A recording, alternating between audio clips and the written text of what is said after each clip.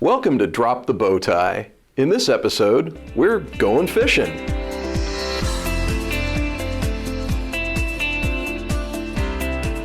And no, I don't mean the kind of fishing that involves rod, reel, and bait.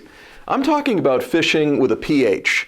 Those emails or texts that try to induce you to surrender your account information, or worse, for your dealership, click on a link that results in malware infecting your dealership's computer network.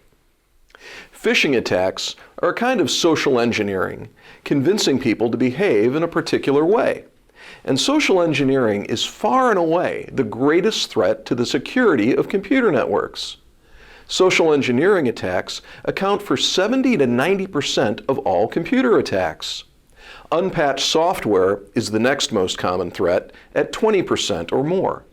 Your IT manager can handle the unpatched software issue, but you can do something about phishing.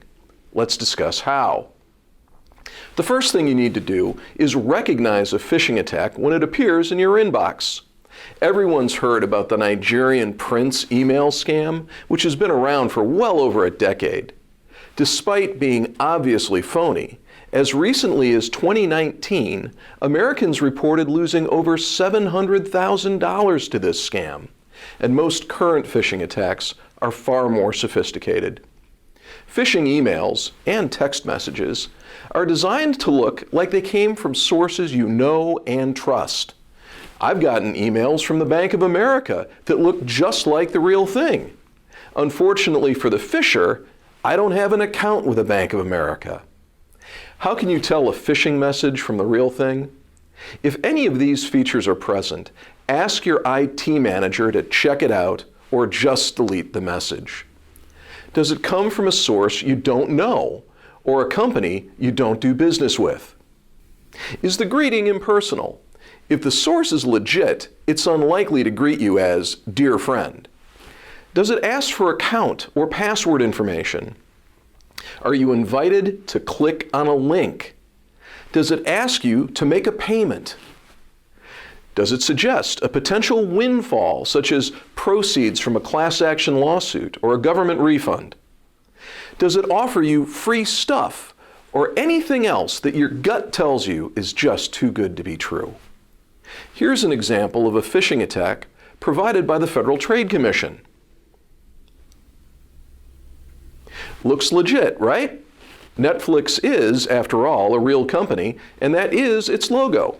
But let's look closer. The email has a generic greeting, "Hi, dear." Sounds, well, fishy. The email invites you to click on a link. The email spells center with an R-E instead of an E-R at the end. That's not common American usage. If you hovered your cursor over the Update Account Now link, you'd see that the URL is not connected to Netflix. What should you do if you suspect a phishing attack?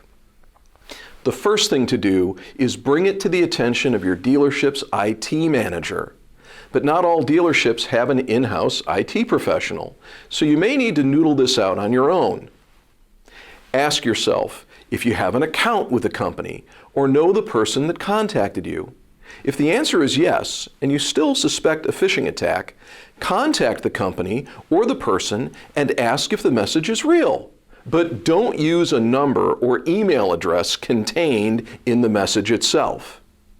If the answer is no, delete the message. Do not respond to it, do not divulge any personal account or password information, and do not click on any links. Doing that could result in malware being installed on your dealership's network.